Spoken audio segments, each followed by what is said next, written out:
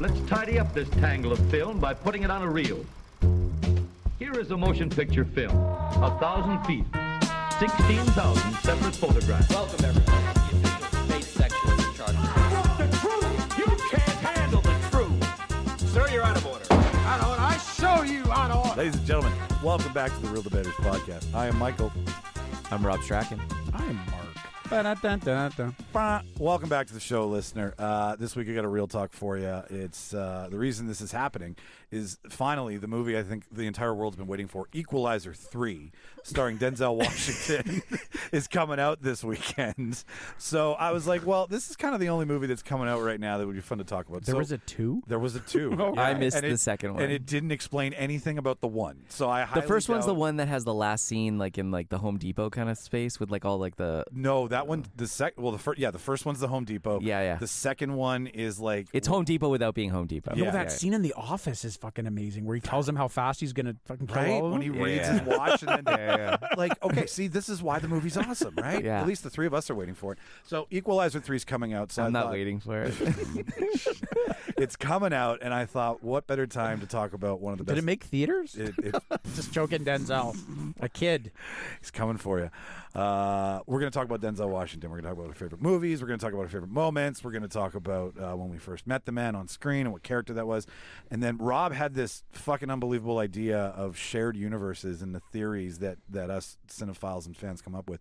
You sent a picture to the group that said, what was it? I'm going to fuck it up if I try to say it. It was basically saying, what if Indiana Jones was the dreams that Han Solo had while he was in Carbonite? What if? Like when I saw that, I was like, oh, brain- it's so good. Your brain freezes, right? Literally in Carbonite. And you sent it to the group, and I was like, there's got to be a list of like rabbit hole fan theories out there of like they've seen this in one, they've seen this in the other. Is it a shared universe? Yeah. So we're gonna go through that. Well, you start list. seeing more and more Easter eggs too as you do. go further and further into a universe. The Toy Story movies have their own. Oh, those are And my some favorites. are there. They've Yeah. been planted right? on purpose, and on some purpose, of them I and think some are just obscure. Are they eggs or just are they plants? weird coincidences, Yeah. right? Eggs and plants. That's what we're talking about today.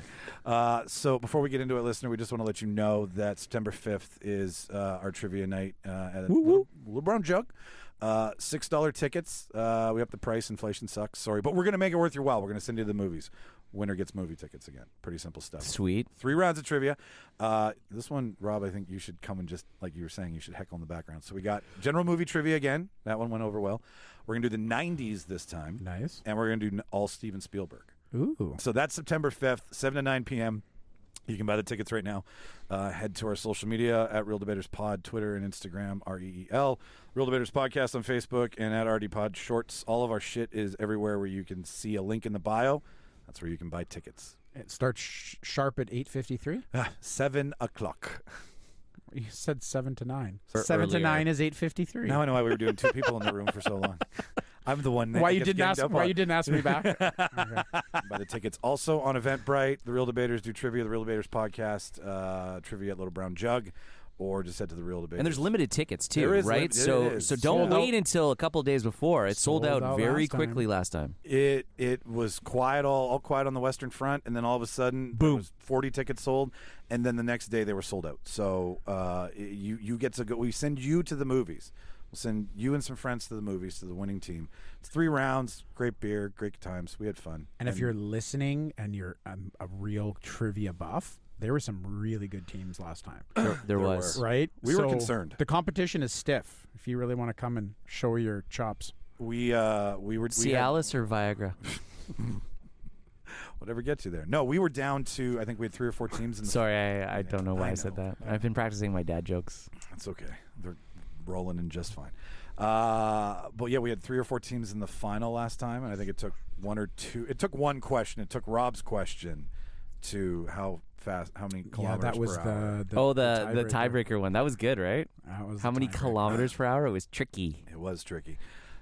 So yeah, that's about it. So let's. I loved watching the teams in their mind going, kilometers, but it's miles per hour. I got to say this, and Mark said this before because we talked to a bunch of people after, and we heard you. We're gonna make it skinny. Mm-hmm. We're gonna make it a lot. We were like, let's do production. Yeah. Let's bring some theater. No one gives a fuck. So we're going, and that's fine. Unless it's needed, like there's a specific scene that's needed or a particular visual that's needed for the question. I get totally. But maybe we went over the top last time. We did. We let me do it, and we didn't. We've learned to self. Well, we came as a consensus that we wanted to make it like fucking next level. Yeah, I just don't know how to edit for time. But that's okay. Anyway, so we're going skinny. It's going to be images, GIFs. Stagnant. Lots of good questions. Lots of good questions. Lots of fucking fun. Hang on, I got to turn my microphone here. And you gonna add maybe a couple of questions? We're gonna have a few more. We're gonna have some bonus questions this time. I got a couple doozies in my mind. And we're also gonna have what's this? Maybe image have a little protagonist and.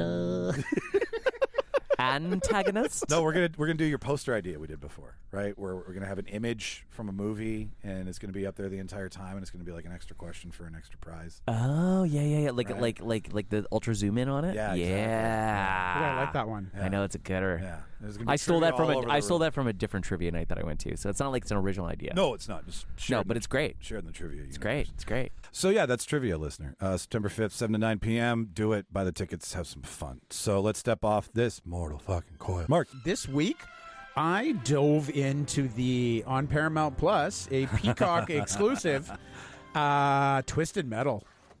Okay. Someone I know said it looks like it was written by AI, but inform us. So I don't know the video game. It stems from a video game. PlayStation, maybe? Post-apocalyptic sort of world, and was that the video game with the crazy vehicles and you blow up shit? Yeah, I think there is like sort of a death race kind of component part of it. Cool. That seems to be moving to that maybe second season. But post-apocalyptic world, shit got real.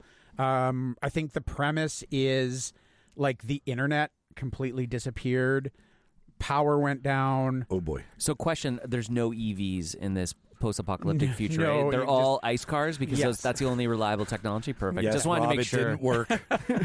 So it's basically saying, okay, the internet went down. We lose banking. We lose security. We lose fucking everything. And it's all on fire. It takes about 3 days for people to start robbing their neighbors. Wow. We're fucking shitty. Well, major city runs out of food in 3 days. Right, so that's the kind of the premise, but it's like over. I think I searched it out because I was listening to Smartless. Yes, another great podcast, and Will Arnett is one of the executive producers and voices the killer clown Sweet Tooth. I saw his name in the credits. I didn't Twisted Metal. They put it in that image. I was like, "There's no way." Yeah, so somebody else's body, but he voices the rich, main deep voice. Yes, right. So that's kind of sucked me in. I'm like, I got to check it out. Okay, Anthony Mackie, right? Well, like so, and he's kind of in a goofy kind of role. He's, the quick little without spoiling anything. He's basically in this post-apocalyptic time. You got it.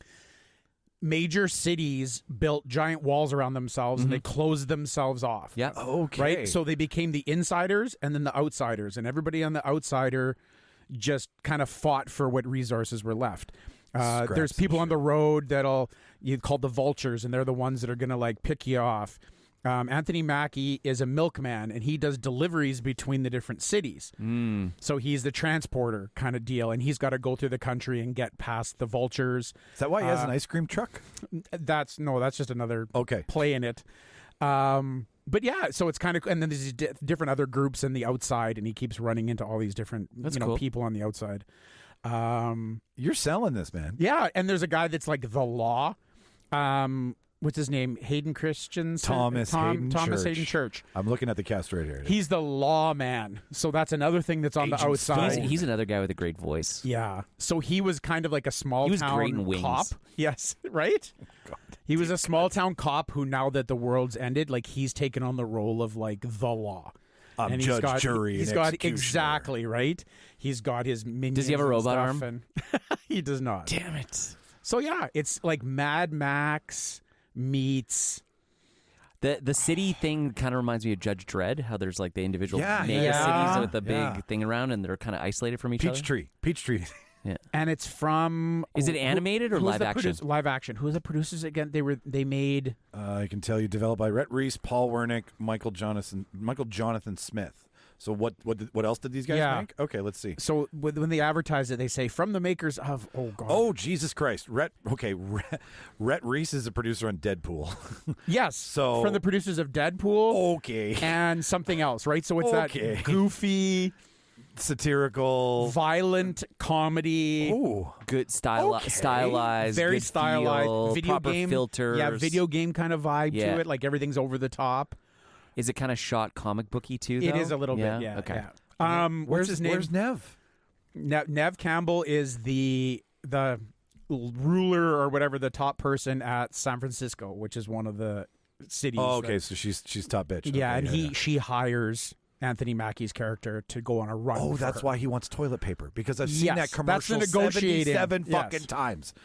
It was being streamed on. That's CTV. Nev Campbell. Yeah. Okay. I was like commercials. Yeah. And then what's the guy? He played Rafi in The League.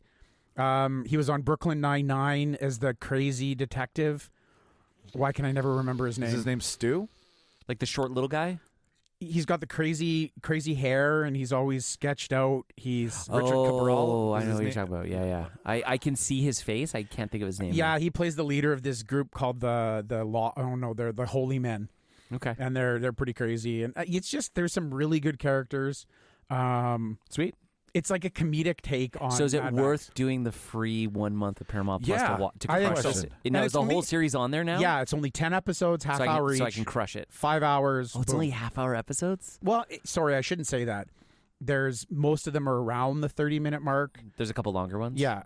So it's about 5 to 6 hours worth of viewing. I feel like that's never enough, though, for me. I feel like I need 10 1-hour shows. Well, they introduce you to I need a lot. 13 1-hour shows. HBO. They introduce you to a lot, and then they're setting something up. That's cool. Because like literally at the end, it's like, and now this is what this whole thing like. It's basically the whole first season is an introduction. But Mark, did you see the news today? It's it's not being renewed for a second season. No, I'm just kidding. Fuck, so much shit got. Then don't watch it because that's a waste. It's all a giant setup. Oh fuck! No, I mean, you're just gonna have to wait till 2027 to watch it. Exactly. Well, like I mean, Sony is doing it. So Sony's trying, like with Gran Turismo right now. They're obviously trying to make a play at taking their video game franchises and doing them right. Did Sony fuck this up? Like, you know, Sony doesn't own the rights to Gran Turismo.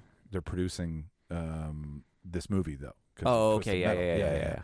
Because Gran Turismo is a cross-platform game. Sorry, yeah. But in that regard, what's your opinion of Sony after seeing Morbius with Twisted Metal? I guess. Yeah, but everyone's allowed to have a shitty fucking They are, movie. but Sony has more misses than hits traditionally with me. So I'm just curious how. Warner Brothers has been fucking bad lately too. They just had They just had a home run with Barbie finally.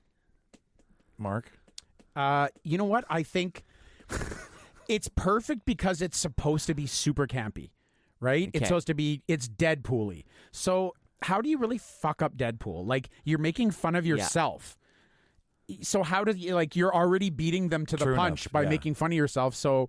And the Twisted Metal video game wasn't ultra serious. It was fun and punky and kind of, It's like cyberpunky meets comedic violence, like ultra violence, but in like a matter of fact way. But you said it kind of has a Mad Max Road Warrior kind of feel. Right, the cars are all like I'm gonna watch this. Bolted on, rusted metal screens. Yeah, and they're giant, like a bunch of old muscle cars that Exactly. are super fucking fast and could drive through anything, but they've altered them and put fucking cool but they even shit make on. fun of like it. Death Race 2000 right, kind of but style. they kind of make fun of it because he drives like a Subaru. Like that's his. That's what I would drive. Thing will go forever. Evelyn is his car, and that's Nice. like, He names it too. Yeah. Is it like Cherry 2000 where he can't actually see through the windshield? For part of it, yeah. She drives by feel. So it's great. God. It's hey dude, that shit's coming true now, man. Sex robots gonna be everywhere. So Twisted Metal. That sounds dope. I'm excited to fucking watch the show. and Chrissy liked it. Like it's like bizarre because she's like, I don't like scripted shows, but this show knows it doesn't take itself seriously. It's just entertainment. And sometimes So it's kind of like a sci-fi comedy dystopian. Kind of thing. Zombieland. So it's Zombieland. Oh, Zombieland producers Zombieland. and Deadpool. Yes, Yeah. Zombieland meets Deadpool meets Mad Max. That's probably how they Meets Death Race 2000. Death Race 2000. Yes, That, Mark, is how they pitched it to the studios. yeah, 100%. How many? So it's fun. It's fun. Yeah. You know what? How many sweet tooths out of? He's the greatest clown. You know what? For what it was, it's a solid like 8.5 for me. Wow. Like it was for what it is. Yeah. Right? And I'm not putting it up against the Denzel Washington movie that we're about to talk about. But hey man, you have the floor. We had a lot of fun. Sure. You know? And that's what you want. Sometimes you don't need... It doesn't have the writing on the level of Succession. Okay, so you know how when you watch Walking Dead, it's Yeah. just the same thing happens over and over and over again. It's like, we need to get over there, but there's zombies in the way. Yeah. So in this, right, and they get 10 feet in 3 seasons. Yeah. Right? In this movie, it's like, we need to go to Chicago. And then 5 minutes later, they're on their way to Chicago. Like, it's like, fuck. Like, that's what you want to see. So there's some forward motion with this show. Yes. It's not stagnant whatsoever. But it's not unrealistic travel like the last 2 seasons of Game of Thrones. Perfect. Yeah. They weren't falling through the ice, and then they managed to the dragon flew all the way back to Dragonstone and then came all the way back. And somehow they were in Old Town. You're like, how the fuck did this happen? Yeah. Like so fast. When earlier in the series it took 3 weeks to get there. Yeah, but strangely he's already 6 months into his training at Old Town and has like 6 of the rings. Anyway. Yeah, there was a lot of dragon air miles racked up by her. Sweet. Light speed dragons. Do you want to go next? Or do you want me to go next? I can go. You go. Give it to me. I'll talk about the TV show that I'm watching right now. Okay. So I do spend a lot of time watching with my better half, and I sometimes have to, she wouldn't be into Twisted Metal, so I would have to find a time to watch that by myself, That's which late is night hard. Watching. Yeah. So I'm always trying to find something that, and we've been kind of on like a Apple TV run lately. It's been a good run. So we decided to give Newsroom a go. Oh, okay. Yeah, and I'm about 9 or 10 episodes. Some Jen, some Reese. Yeah, I really like Steve Carell a lot too. Okay. And I like Steve Carell He plays the big bad, right? He kind of does, and I like him more in a dramatic role. Like dramatic role. I know I said that funny, but I mean, is it the greatest show I've ever seen? No, it's not. What was the one with what's his face? Jeff Daniels, the news show with him. The news. It was on HBO, right? Yeah, the morning show. No, the morning. You're. Okay. Oh, I'm sorry. I'm watching the morning. I'm show. watching the morning show. Yes. That was Newsroom. Sorry, I'm Yes. fucking mixing the two of them up. I thought it was wrong, but I wasn't gonna. Yeah, like I mean, Newsroom's so good because that first opening sequence. That's one of the best opening scenes. We're not the best country in the world. And blah, let blah, me blah, tell blah, you blah, why. blah. You yeah. dipshit. But the morning show, it's okay. I mean, it's good enough. I'm into it enough to watch it. It's the struggling career of 2 newswomen. Yeah, and it's got a lot of strong Me Too stuff in it, and male-dominated environment, exactly. power struggles. And I really like Billy Crudup. Oh, he's in it. Yeah, he's in Sweet. it, and I've always had a soft spot for him. But I mean, it's a good enough show. Micheal made a good point. She says it's good, but it wouldn't be as good if it didn't have the cast. So it's one of those things where if it didn't have Jennifer Aniston, Reese Witherspoon, Steve Carell in it, it would go nowhere. So it needs that star power to help kind of carry a story that's good, but it's not like, holy shit, this is the best, most enthralled story. And you know what? I mean, some people are going to disagree with me, but that's just my take on it. So I'd say, I mean, it's a decent show. And it's kind of filling a little bit of a... It was their first big one. Yeah, and it's kind of... I don't know. I'm feeling like Netflix is really soft right now. Yeah, I got billed today, and I was like, you should not be charging me that Prime much. is really soft right now. Yep. I mean, I only keep Netflix because it's got the best kid selection, so, it keeps my kid entertained. Have you hit up Platonic on Apple? Yeah. I heard that was I watched the first laugh out episode. I did not like it. I thought it was weak. I got through it. It wasn't bad. Didn't you say it was like Neighbors without Zac Efron? Who said that? It wasn't me, but that's a good way to put it. And it just it did. It felt like it was forced with, and it's just I don't know. Maybe I got to give it another. Did you watch thing. Shrinking? Yeah, Shrinking was great. Shrinking's amazing. Shrinking's up next for me. Silo is one of the best shows that I've seen in like 2 years. The last 3 episodes we've talked, it's been all Apple for me. Oh yeah. Yeah, no, they've been they're like the new. I want to watch Invasion. I just haven't had a chance. I want to watch Hijack with Idris. I watched the first 3 episodes. It's good. Good. It's good. Okay. It's good. All right. I'll watch Idris in anything, honestly. Fucking I've got a Bell. bit of a man crush on Idris. I have a huge man crush. DJ, Muay Thai kickboxer, actor, and he's got a great accent. Narrator. He does. And he can do a perfect American accent.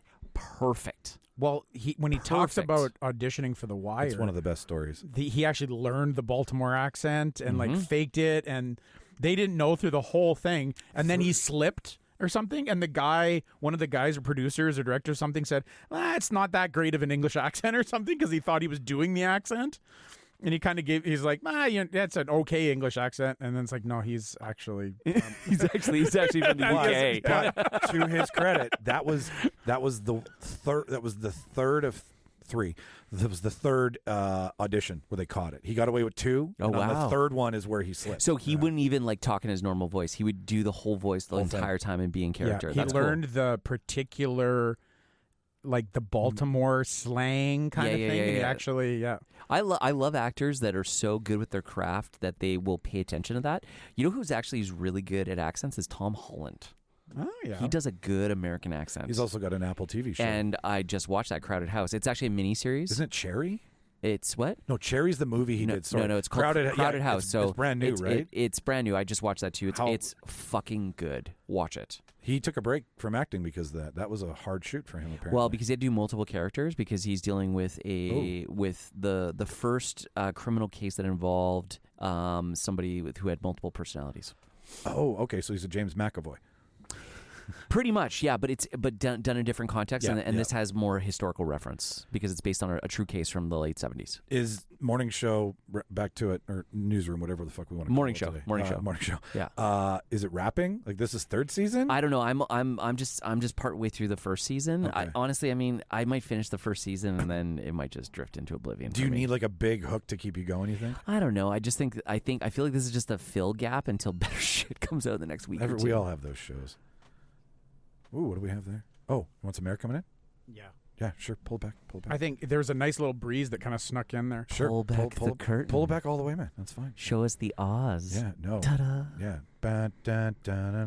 How many, I don't know. How many, Kelly Clarksons? How many I love lamps. How many bricks? I would give it like 6. Okay. That's 10. fair. I mean, yeah. It's not really. It's good enough for me to keep watching, but it's. Is it a couple show? You think? Yeah, I mean, it is for me. Okay. No, step back for a second. It's not Reese Witherspoon's best work. It's no Legally Blonde. It's no Sweet Home Alabama. It's good. I mean, does it have the level of dialogue and intricacy of like say Succession and Billions that I like? No. Yes. Okay. But Micheal hates Adam McKay only. Micheal hates stuff that's so dialogue focused. I get it. She just gets bored with that a little bit. Whereas Jonah's the same. This is more. Micheal kind of likes this a little bit better. Even Michelle's kind of like it's good enough, and we're just kind of going through the paces. Good enough is sometimes good enough. Just what you need. Yeah. Because then you're not sad if you miss a little bit or something. Yeah, exactly. And it's obviously good enough that they made 3 fucking seasons. Have you watched Succession? Yes. You just I haven't finished the last season People yet, have though. talked to me about Succession just as a quick segue. Well, It takes a bit to get in, so don't Okay. think that it's going to hook you the first episode. When I like a see wire. it, I want to say it's going to be kind of Suits-ish. Is it? No. No. Suits But is. I love Suits. Suits is. So does everybody on Netflix too. Suits is. Third most watched show this summer. Suits is different, and it's more. It's got more quips and those kind of things. Succession is more just the fascination of how fucked up rich people are, and also when you watch Succession, put your phone away. Do not have your phone on. You'll you. miss important. You'll miss bites. important shit, and you have to rewind it all the time, and you're like, fuck. So just put your phone in the other room. Top down quick. Logan Roy is like a Rupert Murdoch. Patriarch. He's a fucking. Yeah, that's a good way to put it, Rupert right? Murdoch. And he's got a family, and all the kids have been Owns an old school media company going into the future, and all the kids are coming up. One son is like, I'm the perfect son, and the daughter's like, I don't like your politics, but I can take over this company and make it better. And then there's the other son who's like, I've never been good enough because I'm the baby. yeah. And then there's another son who's the oldest one, who's Cameron from Ferris Bueller, who's running for president. And it's this. Well, not until later. Well, yeah, but Spoiler alert. He's dating a prostitute who he proposes to. It's She was a high class escort, sorry. and she's actually fairly smart. Lady of Don't the be night. an asshole. My mistake. We've all seen Pretty Woman. We have. Cha. I was just gonna do that. Big mistake. Huge. I love my friend. You know, when we went to the horse races the other night for your birthday, Yeah. that's what Michelle kept saying. She goes, I feel like we're in Pretty Woman. I need a weird hat. We should go dressed up at least once. All right. So yeah, six. What bricks did you watch, Mr. Michael? Okay, I just need to preface this by saying it's a James Cameron film, so I know one of us is going to go hard in the paint on this if they disagree with me. So let me get it out. Is it about the Titanic and submarines? No, it's not about Titanic and submarines. It's about that was in the news. But it is about water and the way of water. Did he tell you about the new technology he invented just to complete this film? Well, he showed it to me. Was this movie a warning about future AI development? No, more like climate change, I would say. Climate change and human impact on the ecosystem. I was going to say more about colonialism. That too. There's a little bit of there's a lot of topics in Avatar and Big Blue Crotch. Avatar: Way of Water. I watched it finally. Me and Shauna watched it last weekend. What'd you think? I thought it was fantastic to look at. It is truly unbelievable. I regret being a dick and being like, I'm not fucking support this shit. It's just another fucking kick at the can. I'm glad I'm glad I saw it, but I don't like that I missed it in theaters. It would have been an experience to be riding along one of these whales and these underwater scenes. What it is are the underwater scenes really good? Yeah. They're better than they're better than Wakanda Forever. I was just about to ask. That's on top of Wakanda. It is. Think about what you wanted Aquaman to be, and that's what this was. Yeah. He's like, I'm not making another Aquaman, and we're right back with the family. They've got 3 kids now. They really do a good job of telling you about why certain people are alive because cloning has been used. So people who have died, they've taken their DNA and actually made an alien out of them, a Na'vi. So certain people who died in the first one were cloned as Na'vi in the second one. That's how you get the same bad guy. That's how you get the same bad guy. It is a neat trick, and that's how you also get Sigourney Weaver again too. But you get you go for you were humans and now they're Na'vi. Now they're Na'vi, and they have the best of both. They're human they're DNA. Human clones, so they've got 5 fingers, not 4. Yeah, and they have the human memories of their counterparts. But now they've got the speed of a Na'vi and the skill of a Na'vi and being able to ride a Na'vi are like this. Yeah. So are all the Na'vi like there's different like sects of Na'vi? Are they all Na'vi or they're all Na'vi? But think of it like there's the water people and the jungle people. And, it's like the 5 boroughs in New York. Okay, think of it like the 6 in Toronto. Think of like selective overtime epigenetic. Genetic drift, where it's like that was deep. The Na'vi that are like more like they've developed forms that can glide through the water. They've just got and they're better at holding their breath and stuff like that. But they're still all the same. So they have an ancestor in common, but it's branched off into through evolutionary. Yeah, it's kind of like how people from Africa had darker skin because they had more melanin to protect them from the sun, whereas people in Northern Europe got lighter skin because they didn't need as much melanin, but their skin is more efficient at making vitamin D from less sunlight because they had less exposure to it. So it's a selective pressure over time, giving you different outcomes within the same quote unquote, specific epithet. I don't know much, but apparently there's like other groups coming. Well, there is. So we got the water Na'vi. Yeah. I believe the next Na'vi might be a combination between underground or desert. There's some speculation there. But what we have is a simple story of Jake with a family who the humans come back. And Jake has been the tribe leader, and he basically he can't defend the Na'vi, so he bans himself because the humans are coming for him, not for the Na'vi. Yeah. So they go to their water ancestors and hide, but then the war comes to them. And eventually the human counterparts who've been cloned are now part of the human/Na'vi force that are coming to kill Jake and his family because of what Jake did in the first one. That's the story. I have a question. Yeah. Why? I don't know. Why is it now the second highest grossing movie of all time? And why does he have this? Because people pay more for tickets that are IMAX 3D. Since Avatar and Avatar 2 are up, they're either the top 2 or 2 of the top 3 all time. Yep. But yet I hear nobody ever discussing the backstory, history, lore of the Na'vi. Like, you'd think there would be fucking Avatar heads. You think this would be in the ether? I think it would be in the zeitgeist more. Right? Because the movie's beautiful, but it's just... It's a weak-ass fucking story. How can a movie make the most money in history and so few people actually care about it? Do you know if the seats shook, it would feel like a ride at Universal? That is what it is. That's what it seems like. It's like I'm at Soaring in fucking Epcot Center. You're not going... It's like you're on a VR ride. Yeah. There are scenes in this movie that are so long. And this is from someone like me who doesn't edit, like, a lot. So, like, I get it. But, like, there's a swimming scene that is just no dialogue. It's just this. It's like it's James Cameron flexing. But it's too long. I know exactly what scene you're talking about. It's 45 minutes. The movie's too long. too fucking long. It should be 2.5 hours at most. And like it doesn't long deserve. is it? It doesn't 3 hours. 3 hours and 16. It doesn't minutes. deserve to be that long. It's ridiculous. It's a flex of what I made, and I want to show the world how I made it, so you can pay It's me like to I'm make going to it. spend an extra $100 million on filler CGI just because I can. I follow And that's what so you get. You many get a beautiful picture. pop culture breakdown things and movies. I know. From, like Everything no Always one- and Emergency Awesome And New Rock Stars. and New Rock Stars, and not a single person has done a breakdown of Avatar that I've seen. And where's all the fucking Avatar toys? Like when you walk into Toys R Us, there's no fucking Avatar toys. So- That's the biggest fucking movie ever. So I have to ask, is that the studio being like, listen, we have money in this new technology. So they just paid James Cameron to make this spectacle.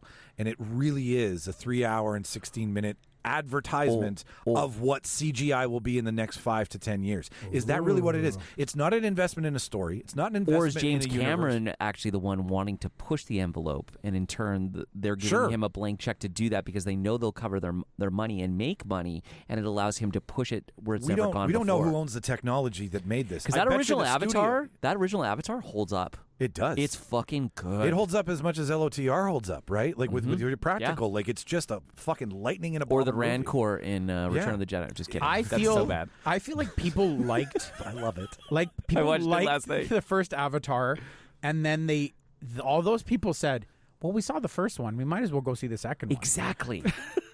It's like Aliens with the dollar sign. But thing here's the with thing: James when Cameron. people left the theater, they weren't thinking about the movie 5 days later. No, Whereas when people went and saw his movie The Abyss, I bet you they were thinking about it for 2 fucking weeks after they people saw are it. talking I think way about it- more about Barbie leaving the theater than they're talking about I actually Avatar think well, ever. Barbie was more of an original movie. if Avatar was 2 hours and 30 minutes and it cut out all of the flexing, it would be fun because I like the world we're playing in. I like the human hybrid. I like the science. I like the evolution. I like the cloning. I like Sigourney Weaver as a weird accented child. Even like that was fun to watch. How much Like, better is Oppenheimer though than that fucking movie? leaps and bounds. Like, are Leaps you and still bounds. thinking about how awesome Oppenheimer is? Like a few weeks after I'll seeing go back it, and see it with anybody right now. you know. Whereas watched this it 2 or 3 more times Avatar in the 2, will you ever watch it again? No, Never. I checked the box. How is it possible we care more about the Oppenheimer verse than we do about the fucking Because the world of Oppenheimer Avatar? verse is us. Of 2 movies It's that have 'cause made it's close to real. $3 billion between the 2 of them.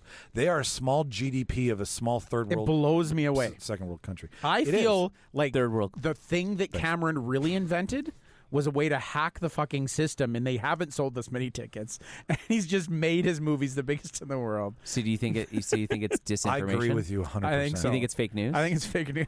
This is so Box Office Mojo is owned by Amazon now.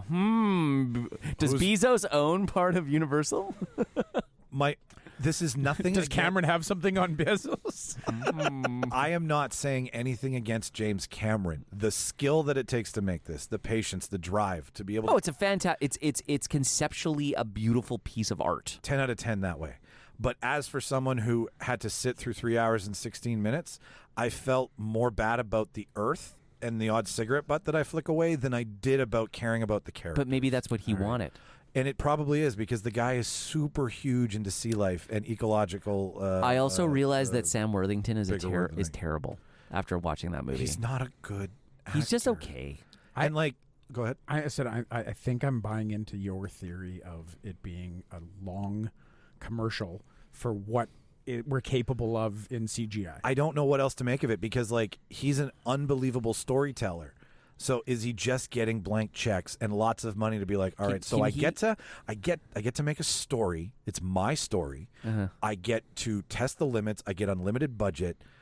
I can change. I can walk away from the industry with these movies and be like, I've changed so much. Like, I think it's all a fucking performance. I don't think it's a series of movies because Barbie made me be like, I want to be in Barbie Land. I want a Casamassa Dojo House or whatever the fuck it's called, right? Like, I really, I loved that movie. I loved being there. I wanted Avatar to be over so fast. I think maybe it's what Rob said about the morning show. If it didn't have the star power, nobody would fucking watch it. Like if Cameron didn't make it, right? Are we just David watching? Fincher make Are we this? just No watching Cameron movies because he It's Cameron. made Titanic and now we just watch every fucking Cameron movie and we make it the next big thing? Is Cameron the Rock? Avatar was groundbreaking. Though. Groundbreaking, 100%. But I feel like this is just Avatar. This is like it's literally just Avatar 2.0. It's Avatar like the show. It's almost just a rehash story with a slightly different situation. It's still the same kind of thing. It's like his kids trying to prove themselves with this new tribe. Yeah. But just like he had to prove himself with that tribe, with the It's the Force Awakens. Yes. Totally fuck. Hey, George, I'm out of ideas. Can you help me? Yeah. I would like James Cameron not to make the third and fourth Avatar and just make a whole series of Battle Angel Alita movies. Please make that happen. There you go. That's your dream. I will give it like what I did like. I mean, the Tulicon, which is the whale. It's got 4 eyes. That thing was cool. That was very cool. It's 2 eyes on each side. It's like the new. It's like the new Earth creature that they bond with that has a history. The water. What is it called? Tulicon. It's very similar to the Black Panther. But it's very similar to the name of that fucking killer whale too. Yeah. Oh, Blackfish. Blackfish. Nice pull. Like the creatures in this. We'll talk one. about that in the set. Yeah. But like the water creature that they all ride is like a minnow that like flaps its tail, but then eventually flies out of the water. So it's like It's like a flying fish. That stuff's all fucking fun. Like I was like, wow, this is cool. It's like those boats that have those hydrofoils. That's what it was kind of. Exactly. It was a looks hydrofoil. Like. Yeah. But yeah, like 6. Every other time they introduce something like this, though, like another world, Game of Thrones, people fucking deep dive into it. And maybe I'm just not. That's not my algorithm. But I haven't seen anybody deep dive into Avatar because it's flat. It's empty. I'm going to tell everybody right now. Nobody likes Sam Worthington. Nobody deep dives like Mark deep dives. And if he's following everybody who's cutting videos hours after, is he balls deep dive? Oh, very much so. If Eric Voss hasn't done a fucking breakdown of something to do with Avatar, it's not worth my time. You heard it here first. Can we move to the next part of the show? We can.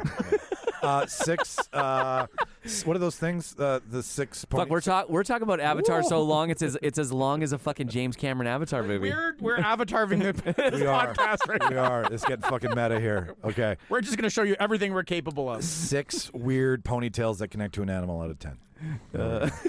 That's my rating out of it. Isn't that the sex ponytail? Well, no, it's pretty much a sex ponytail. It's multifaceted. Yeah, but they can put it in animals too. Yeah. They can. It's kind of like what they should have had in Demolition Man when they want to have sex instead of that weird crown thing. Yeah. But they did have 3 seashells in this movie. I still don't know what the seashells are. We'll talk about that in the third act. Yeah. Anyways, let's move on. Let's get into this. Let's open the floor here. So, Denzel, as mentioned at the top of the show, Equalizer 3 comes out this weekend, which we're going to close with. We're going to close with will we go see it, will we not go see it, what we like about it so far. But we're going to start with our first. I will not go see that in the theater. I know you won't. I still care more about the Equalizer verse than I do fucking Avatar. Right? And it's 2 bad movies that don't tell you any backstory. But it's Equalizer 3 weekend. What was the name of that Lowe's/Home Depot hardware store he was working at in the first one? Lowe's Depot? Who fucking knows? Loam Hardware? Loamy. Anyway, go on. So I thought let's just talk about Denzel. Let's talk about the man's career, because obviously he's in the twilight. He could give a shit. Now it's just paycheck movies, right? Like he did. You know what's my favorite Macbeth thing? Recently, I think that was where he stretched his chops. Like an actual play? Yeah, it was one of the Coen brothers directed the movie Macbeth 2 years ago. I think it came out at Christmas. It was a very limited release. Oh. It went under the radar. I do like a good Shakespeare movie. He played Macbeth. So he just is making money. Like he's not. Was he actually Macbeth? Yes. Does it take place in medieval times? Yes. Oh, okay. It's black and white too. Okay. He's done his. Is he Scottish? I haven't seen it. Okay. But he's in. Does he have a Scottish accent? Would you shut up? He's at the back end of his career. He's got his Oscars, right? Yeah. He's got his accolades. He's got everything. So like, I love his son's fucking awesome too. John David Washington, right? Yeah, like, man. it's great. But we don't know how we have this perfect Denzel Washington without our first moments and memories of him. So Mark, like, were you a kid? Was it Remember the Titans? I mean, you probably older when it was Remember the Titans. But what's your first Denzel moment? Who did you meet first? The first thing I think of when you said Denzel, maybe not the first thing I saw him in, but the first thing that stood out to me as Denzel is Training Day. It's Monica. Great place to start. Right? Maybe it's Monica. just that was the headspace I was at that point in my life, and I thought it was such a I don't know, I thought it was such a cool story. I thought good cop. Maybe I wanted to be Ethan Hawke, in that scenario, and it's like it was coming on the heels of some of the shows, sort of like I loved Colors. Right. Okay. So it's that it's like the cops in the hood that are trying to play the multiple sides of things, and you can't. Everything's not black and white. Like is that Ray Liotta's in Colors? Is that no? That's Sean Penn and Robert Duvall. Robert Duvall. That's it. Yeah. So it's the same kind of thing, right? It's the different approach. I like that vibe of a movie, and that's what this was. He was a monster in that film. What? Yeah, dude, he was so good in that movie. I can just picture the scene of the two of them in the car. He's like, smoke this.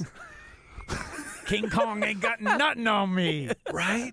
Like, and he's like all bleeding and shit. He's pounding his chest, and he's like, It. Excuse me, listener. It's not like we got the picture up in the background here. So on the screen right now, just for inspiration, we got American Gangster, Crimson Tide, Devil in a Blue Dress, Fallen. Antoine Fisher, Flight, John Glory. Q, Malcolm X, Glory, Man on Fire, Philadelphia, Titans, remember the Titans, Ricochet, which I never even saw, The Great Debaters, which, thanks for the name, movie, The Hurricane about Reuben Hurricane Carter, Pelican Brief, and finally Training Day. Just look at that wall for a second. Mm-hmm. The guy has been everything from, a lawyer to a gangster to a pilot to a debater to a football coach. What can he do? He was also a doctor. For 6 seasons on St. Elsewhere. That's right. Was that yours? That's where I first remember him, because I remember my parents watched that show when I was a kid. Howie Mandel on that too? Or is that St. Elmo's Fire? No, St. Elmo's Fire is the... Yeah, he was in St. Elsewhere. Right? Okay. Yeah. My love of Denzel comes from when he plays the Jekyll and Hyde characters. Yes. Right? And that's his range in a movie, and that's what Training Day gave us. That's what John Q does, right? That sort holding of the hostage in the hospital, right? Yes. Yeah. Right. So he's good at giving us that. I'm going to show you one thing, and then there's something else going on, and I think that's where Denzel's. And on that board, I don't think there's a more Denzel look than right there in Training Day. I agree. And he put some weight on, he got some muscle on. Yeah, him. he beefed up for that. And that first scene when he walks into the restaurant and he sits down and he's trying to read his paper. And then Ethan keeps pushing, and he's like, "All right, tell me a story," right? And then tells him his first pull over, stop, or whatever. Yeah. And you can just tell it's are you genuinely interested in what he has to say, or are you just completely fucking with him? And it's such a great walk into a character. Yeah, I'm just looking at all these movies, and so many of these movies are so great, and he's so good in them. I think American Gangster is is Training Day with a suit. Training Day with style, right? Yeah, he's Frank Lucas, right? He's Frank fucking Lucas. He's taking over for one of the biggest drug dealers. What was the guy he took over for? I can't remember his name. His predecessor. I'm not sure. Used to handle the turkeys and shit. I've watched American Gangster probably 3 or 4 times. Oh wow! And you just want that coat. You want that mink coat.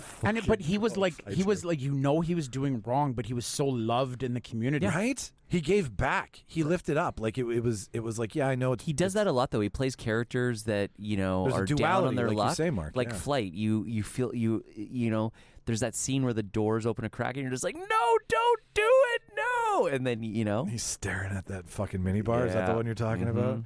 Or in the end when he's being read the final lines of the trial, and it's you've only got about 5 minutes before you can admit you've done anything wrong, and then finally it was I drank 3 bottles of vodka, and I'm like, shut the fuck up, you're about to get, and John Goodman with the cocaine cigarette to get him going back to the fucking the court. Cocoa Puff, baby. Cocoa Puffs. God. Yeah. Fallen is so good too. He has his presence on the screen is something I don't think you can teach. It's commanding, but it's also soft with Remember the Titans, right? As a leader, as a coach, as someone who infects his players' lives and gets. But still an alpha, right? He can softly lead. I hadn't watched the Great Debaters. I watched a clip of it. Yeah, and he's doing the same thing again. He's at an all black school, right? Is Forrest Whitaker in that? Yeah, Forrest Whitaker's in it. And he basically creates the first debate team of this from Out of this shenanigans small and school, hooligans, right? Yeah. In a time where Sam Crow is happening and racial tensions. yeah. And Same with Remember the Titans with the racial aspects, exactly too. Yeah. right. And he's just so like you just people want to follow him. Like whatever he's in, he just commands the space. And like, can you imagine the shadow John David's in? Like, I mean, he's selecting some pretty interesting roles. He did Tenet. The thing is, I didn't even realize that he was Nobody Denzel did. Washington's It's very kid. low key. Because what's the show? What was the show that he was on with The Rock?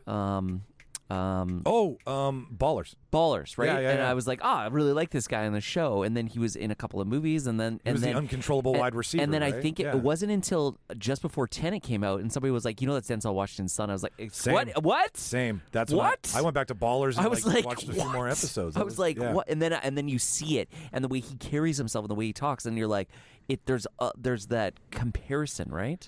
It's almost like he's not going to play a character unless he can be the suave version or the monster version. Yeah. Like, there is no quiet performance from Denzel, even when the characters are quiet. What's the one with him and where he plays the lawyer?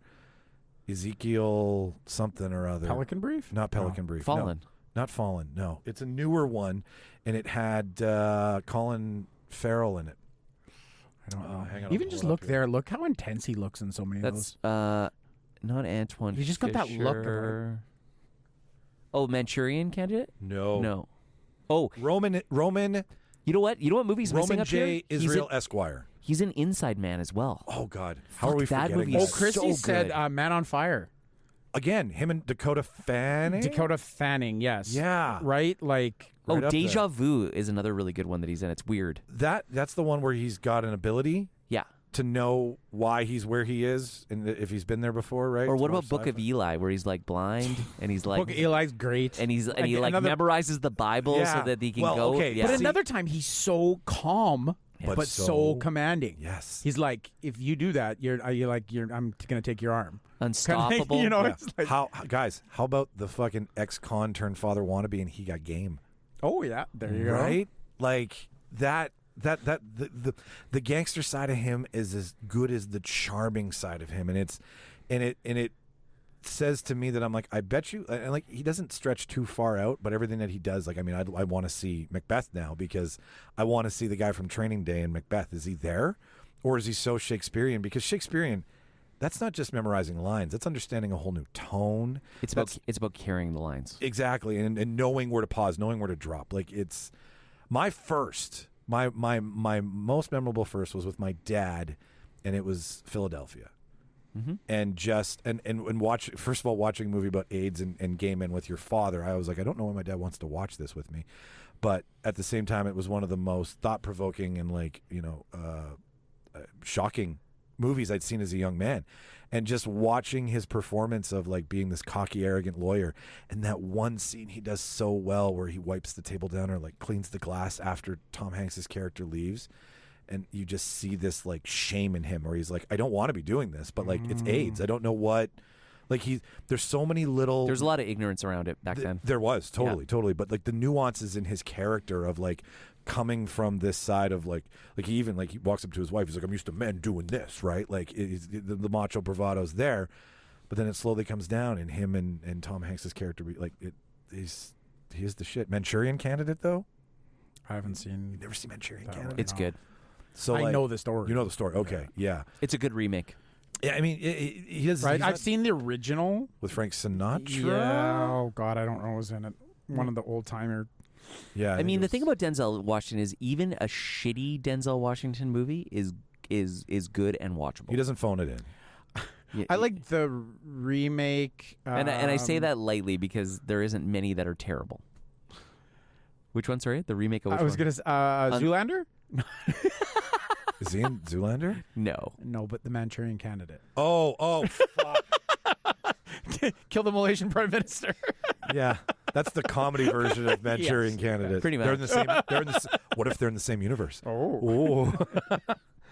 Safe House with Ryan Reynolds was Reynolds. good. Or Two Guns with Two Guns with was Mark so- Wahlberg, that was right? good. Yeah, that was- like, Yeah. and Yeah. these are the movies that I'm talking about where Yeah. it's like it's not it's He doesn't this- take himself too serious in some of those ones. He doesn't. And like he also, I mean, we're forgetting about Chadwick Boseman and the scholarship that he paid for. Like, you don't know, like there was a bursary or a scholarship that Chadwick Boseman applied for, and it was to go to school. And Denzel Washington paid for Chadwick Boseman's education. Oh, really? I did not know Which that. is why when Boseman, like he won an award for something, he was like, "I would not be here if it wasn't for Denzel Washington." Oh, and it's wow. literally Denzel writing a check and being like Juilliard or some acting school. Well, you know right? what's crazy about Denzel Washington too is that he has publicly said he goes, "I don't have friends in Hollywood."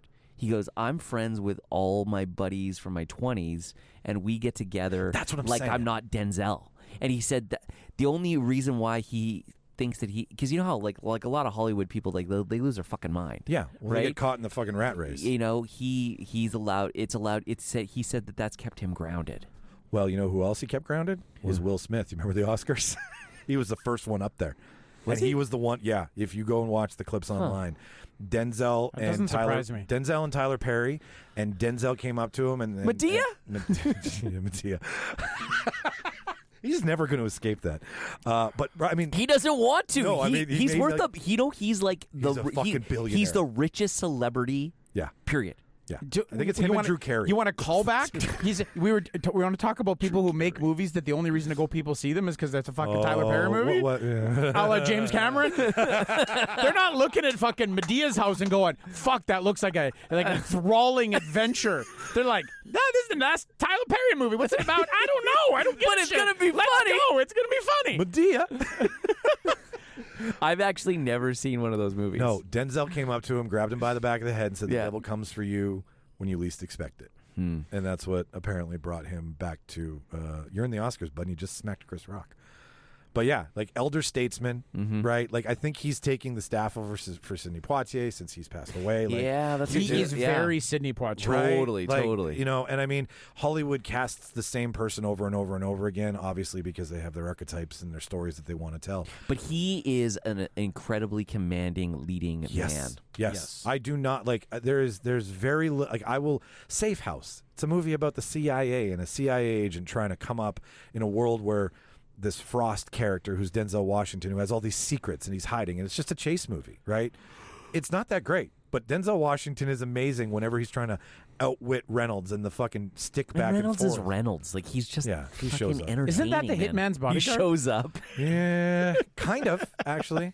Except these two guys are trying to kill each other instead of protect a person. What I was going to say is, and I Say it. forget now, because we were talking about it, and then oh fuck, it's gone. Never Okay. mind.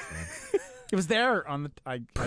I mean, there's a couple of people I know that disagree with the Training Day Oscar win, and I went. Why? Well, if you look at what came, Because they out- think he should have got for Malcolm X. Well, maybe. I mean, okay. When you look, But maybe that was the perceived as controversy- too early in his career because there's Very always true. that politics Very true. around that. Very true. Philadelphia, I think he was nominated for Best Supporting. Correct. But yeah, it took him a while to win the Oscar. Now the thing is that it is not an Oscar movie, so I think people who like the Oscars get a little butthurt that an Oscar movie didn't win that year, right? Yeah, but that's the beauty like, do you of know what was cinema. Beautiful Mind was nominated that year. Oh, see there. That's So- why everybody's pissed. That's why everybody's pissed because it was up against a Ron Howard fucking. But Russell Crowe power was picture. good, Yes, but Denzel was better. Denzel was better because whatever you'd seen him The do character before, was just better.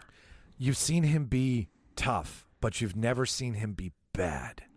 And up until that point, Yeah, that's a good point. he was bad. He was a corrupt cop. He He'd was always on the played take. good. He was killing guys.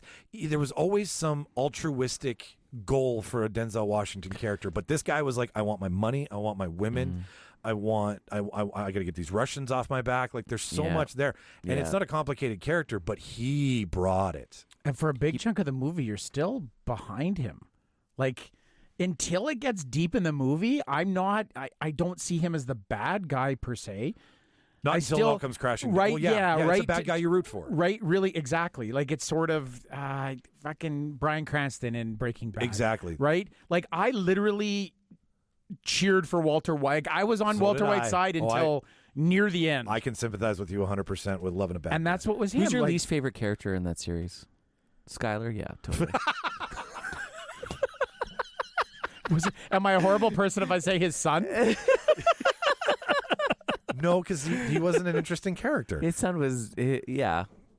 They put things in. I think that they were trying to make the audience like care about his character. Yeah.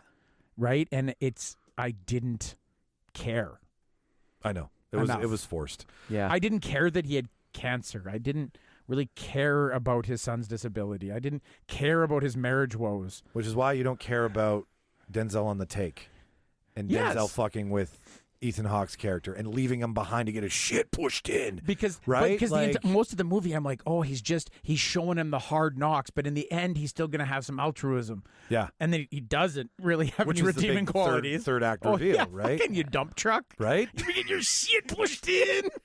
which is Tuco from Breaking Bad. Yes. Right? So we come full fucking circle. There you go, Skylar. Training Day is so good too because it's just it's in a so box. it's just so condensed timeline wise too. It's a not day, It's a right? day, and it's such, and you're just like, you halfway through the movie, you're like, holy fuck, we're only halfway through the fucking day. Yeah. And I also you like know. movies that are sort of real timey. Yeah. I don't think he's ever phoned in a bad performance. Like No, never. the Crimson Tide show off with Gene Hackman as the submarine commanders. Yeah, like, when he's the XO. Yeah. right, and like the back and forth in the tight room that you're in, trying to make these insane decisions. And even Malcolm X. Like I've only seen Malcolm X once. I saw it when I was a kid, but like he embodied Malcolm. Like you put the pictures next to each other. That is a guy who read his fucking homework. Totally. He's definitely one of those characters that when he's on screen, like he's captivating. Even if not many people even that do that. supporting, like Yeah. even when he's not the main guy. Yeah. Yeah. Okay, obviously training. Look at Glory. Like he's Yeah. not the lead, but he just every scene he just shines. That's a really Sorry, yeah. Ferris. Yeah, no. You're totally. Do we have anything bad to say about okay. Denzel Washington? Is it? No. Does anybody want to be ostracized in public for dissing the man? I mean, there's some movies I felt sometimes I feel Maybe like the some of the movie movies he are was in some of wasn't the as good. there is some roles where you're kind of like, okay, he's playing Denzel Washington again in this role, but then Yeah. there's other times where you're just like, that's just a fucking awesome performance from Denzel Washington. What was the one he did with? It was nominated for an Oscar. Like John Q was like a whatever thing for me. Well, and John Q's Unstoppable. I feel like he's kind of like playing like a little bit of a toned down version of what he played in Training Day. Did anybody see Fences? No. That got nominated. That was Viola Davis I did and not see Denzel it. Washington. So that is two incredible actors playing off of each Chrissy other. Was it- hates did- Viola Davis. Did that take place in the Really? 1950s? Because she's always snotting. She's fucking crying and snotting in almost everything she's in. We are watching like How to Get Away with Murder. Okay. And every scene that she's crying, she's just the snot gushing out of her nose. Oh, and she we ugly just couldn't cries. do- Yeah, she's an ugly crier. Okay. So you okay. just don't like ugly criers. Yeah. Let's- Chrissy doesn't like ugly Oh, criers. Chrissy doesn't. That's fair. Yeah. I think secretly no one likes ugly criers. No, we all look away. You're like, where's the paper bag? You take away some of the early stuff that every actor does, and I mean everybody has to start somewhere. They don't get the your background to your foreground. But I also love that he was a TV star. yeah, you did and the then big jump. and then he did a few movies during St. Elsewhere, Yeah. right? And then comes out of that, does Glory, and then just fucking hits the ground running. Does Malcolm does. X, boom, boom, boom, boom, boom. Yeah. Then he's a fucking A-lister. Besides But Training Day, never on TMZ. no, never lives his life quietly. Totally. Makes that Hollywood money, goes back home and lives with his fucking friends. Like Yep. He proves you don't need Hollywood friends, and that just makes him a better fucking person. Okay, besides Training Day, because that's taking the top of the cake here. Mark, other favorite movie, and then we'll move on to shared universes. If you could pick another one. You know what? I went to Remember the Titans. Yeah. But that, I mean, it's it's It gets you in the feelings. it's Yeah, I don't know. It's kind of expected, It's but got Opie.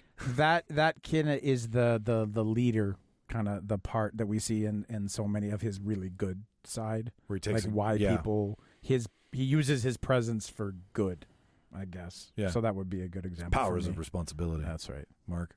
Sorry, Rob. Hurricane or Flight. Flight's so good. Flight is I so like good. I like Hurricane as well. I really like the song. I haven't seen Hurricane. It's good. It's basically about the group of lawyers working with him to get him out of jail. Oh, okay. I gotta go back to the list here before I make a call on this. I mean, there's so many good ones, right? Like it's tough to say. Like what's your next best, right? The Equalizer. You know what? Dude, But it's I good. like his quiet demeanor in The Equalizer. Like, I'm badass and I don't have to say much. He's Liam Neeson. It's every aging male actor who's tough can do an action movie. I have a certain set of skills. Right? It's like it's like the John Wick Taken Yes. fucking Equalizer. I didn't fucking think about that till right now. Damn. right. Taking a fucking. It's like I'm in my 50s or my 60s. I'm gonna fucking do this. Well, and you know what? I'll say right now, I've watched both Equalizers multiple times because when I heard they were making a third one. So in my world right now, honestly, Equalizer is a lot of fun. Like he's snarky, he's smart. Whenever he looks down at his watch and does the whole countdown, he changes into different outfits and he's a Robin Hood, right? really, Yeah. right? He's righting wrongs. He's rescuing high class escorts. There, I got it right. He's rescuing people Ladies of the night. Yeah, he's rescuing. He's doing good things with these skills that he has from the CIA. And the second one's a revenge tale because his handler at the CIA... Oh, that's what he was. He was CIA. That's right. Okay. His handler at the CIA is murdered, so he then goes on like a European killing spree. Don't ruin it. He's a marked departure from the gentleman that played in the original TV series. No kidding. Yeah, sure. Yeah. And I watched the original TV series. Is that what it's kind of based off of? It was a guy that basically had an ad in the paper in the back of the classifieds because that was the era, and it basically said, "Have you been wronged? You know, call the Equalizer. Call the Equalizer. I'll take care of it." Yeah. You know, the funny thing is, I never watched The Equalizer. My biggest familiarity with it is from Wolf of Wall Street. Oh yeah.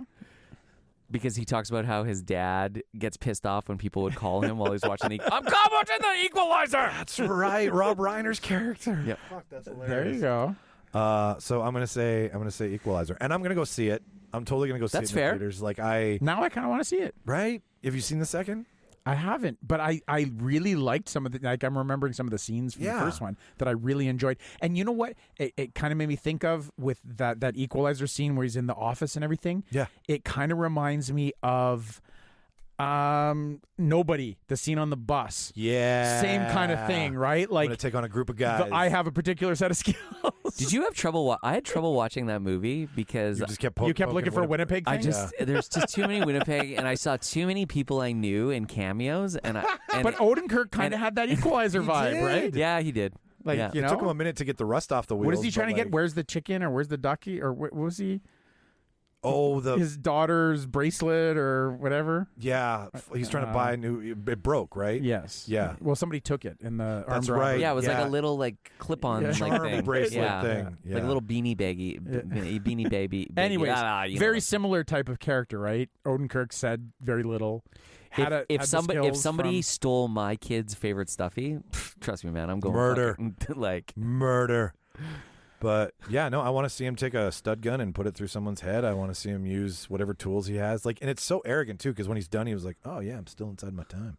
Like, what are you, swimming laps by kicking people's asses? Like, and there's a scene in the second one when because he's an Uber driver in the second one, right? He's gone from working in so he's the transporter. he's yeah, Jason Statham. now stable. Jason Statham does a cameo. Okay. Wrong car. But no, so he's driving people around, and that's how he's running into people who've been wronged. So his first, that's a good, right? Is that's how you see different People talk to their driver. and he sees a girl from an after party come down and call an Uber, and she's been beaten up and obviously sexually assaulted, and he's like, well, I'm gonna go solve this problem. Goes back up to the room, and it's some douchebag partying with his financial managers, and they've sexually assaulted her, and he comes in and he does things with a credit card that are so bloody and violent. what movie were we talking about again? We're talking about Equalizer 2. The opening scene in Equalizer 2 is him fucking up 3 bro dudes from sexually assaulting a woman. Okay, I need to watch this movie now. It actually sounds pretty dope. It's so much fun. I'm gonna add that to my. You know what it is? It's just enough, right? Doesn't need to be fucking amazing. It's just that's the theme of today's show. Yeah. Just enough. You know what I think it plays on too is I think it plays on the frustrations of the average person, and you know people vengeance. and people don't actually want to act on these vigilante thoughts, but but it's fun to have them, and I understand the frustration that people have, and I'm glad we live in a civil society that most people don't act on that. But I think that what this is almost like fantasy porn in a way of allowing people to see this. Totally. Like, I wish I could do that sort of. Like, fucking rights. I get why that. It's Reacher. Why that's happening. Totally. Right? I was more leaning towards like falling down. Yeah, please don't make Tom Cruise references with Mark in the room. No. That's the show, not with Alan. I'm well aware. Okay, yeah, not the movie with the little guy. The new Mission Impossible was pretty good, though. I could have cast Denzel Washington in any Tom Cruise role, and you would get away with it too. It would be fine. He would have been too tall. You guys want to move on to your? I still stand by with the day after. What is it? The day after tomorrow. Yep, is my favorite Tom Cruise movie. It's fucking amazing. Yeah, it is. That's because I get to see Tom Cruise die again and again and again. I also love any movie with the Groundhog Day theme. That is a dark fantasy, and I love you for it. He just bites it, and he's like, "I'm not supposed to be here. I'm a media guy. I'm a media guy, right? Yeah. Like, I'm going to market this. I'm going to spin this." All right, let's move on to. It ain't no Vanilla Sky. All right, Cameron Crowe. This is your idea, Rob. As we mentioned at the top of the show. I try to watch all my Tom Cruise movies with my eyes wide shut. Oh, bum. Can we just do this for the rest of the show? Sorry. No. Yeah, no. Okay. All right, fine. So, yeah, Rob threw into the group, which, if you remember at the top of the show, listener, what if Han Solo's carbonite dreams were Indiana Jones's adventures? What if that's what he was thinking? And I was like, there is a fucking world on Reddit of wild fan theories. Fan theories is like its own feed. But I was like, okay, like let's condense it down. Let's do a list for the show. So this is a Screen Rant list. Thank you, Screen Rant, for doing all the work for us, which is titled 10 Wild Fan Theories Connecting Completely Different Movies. And this is sometimes accidental, and then people lose their shit. This is sometimes forced, and then we're like, what if? And then they play with us forever and ever, and they never answer it again. Like, there's different reasons for it happening. What, like, your first experience with Shared Universe, Mark, where it kind of came up? Oh, God, you can't put me on the spot like that. All right, Rob. You get more time. Because these are really bizarre ones. These are. So I haven't read these 10 yet. Let's go through the list. I thought it would be fun to see each one of these, and I kind of get a little bit of, ooh. Let's go through the list, and then whatever sparks our mind. So we'll go. Yeah. So. But, yeah. I thought, can I talk about, is the Han Solo one in here? No, the Han Solo one isn't in there. The Han Solo one was just your image. Well, let's just talk about that, because it was a meme, and the meme basically is the scene in Indiana Jones when he's like looking all startled, right? And then it's got in the front, it's got Han in the carbonite, and it says, "What if Indiana Jones is all a dream that Han Solo had when he was frozen in carbonite?" Right? And and I just think, like, when I saw that, I was like, fuck, that's so fucking dope. Because, do you still dream while you're in carbonite? Is your body completely... Do you hit that REM cycle? Is it like you're going into the simulation for a while and he's living... It's almost like Inception, where they like go so far down, they live a full life together, right? And it's like in the carbonite, he was only in there for a matter of months. But was that a perception that he lived all of Indiana? Did he live all of Indiana Jones's entire life in his mind while he was in there, and then gets woken up again? And I feel like Han Solo is a little bit wiser after waking up from the carbonite. No, he's not, but he's blind. Well, that's carbonite blindness. Everybody knows that. Yeah. So maybe he's still projecting inside of his eyelids. Who knows? Everybody knows that. No, it is. It's such a fun theory because, carbonite. Are you in stasis? Are you what's your? We don't know. We don't know.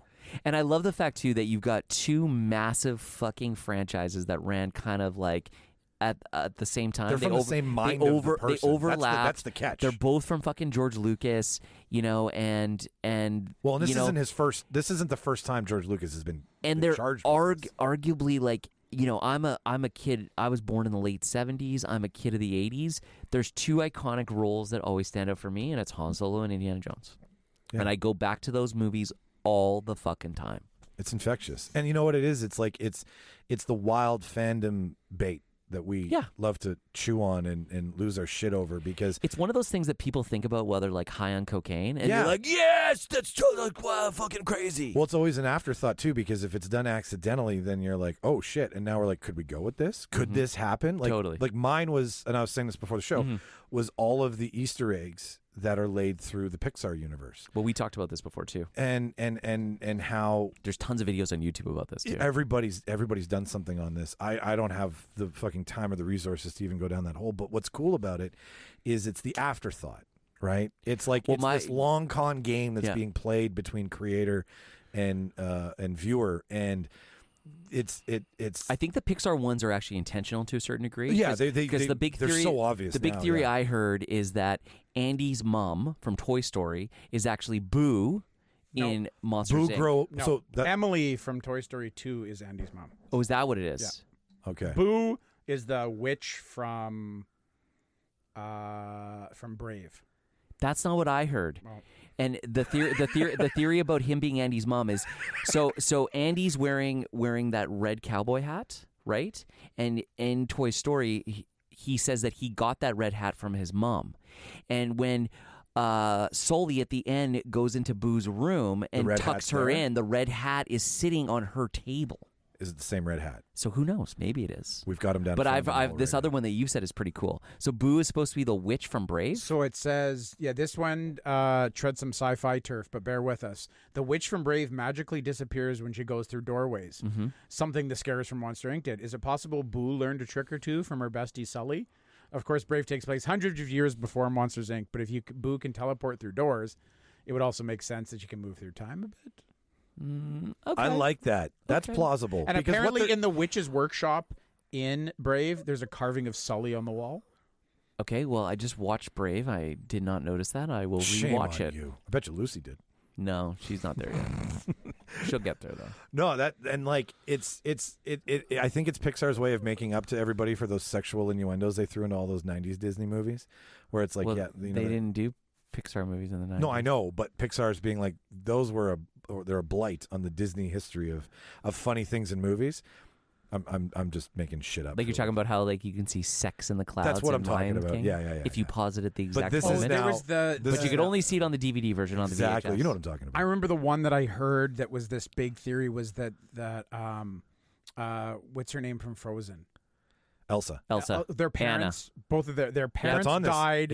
Yeah. on the way to a wedding, and they said it was potentially is it Rapunzel's wedding or something that they were crossing the ocean, Oh, they were going to like the wedding for Tangled. something like that. Yeah, Oh, that's interesting. Tarzan and Frozen is and then they even tied in more that this is what it is. that Little Mermaid might have found. That's the actual ship that she found under the water. Is the ship belonging to them that went down when they died? Oh, that's kind of cool. That's kind of cool. So let's kick into this list here just for time's sake. Okay, let's do it. The Tarzan Frozen theory. I don't know if this ties to yours, Mark, but Disney's movies often feature references, Easter eggs, and blah, blah, blah, blah, blah. It's confined to two stories and coexist.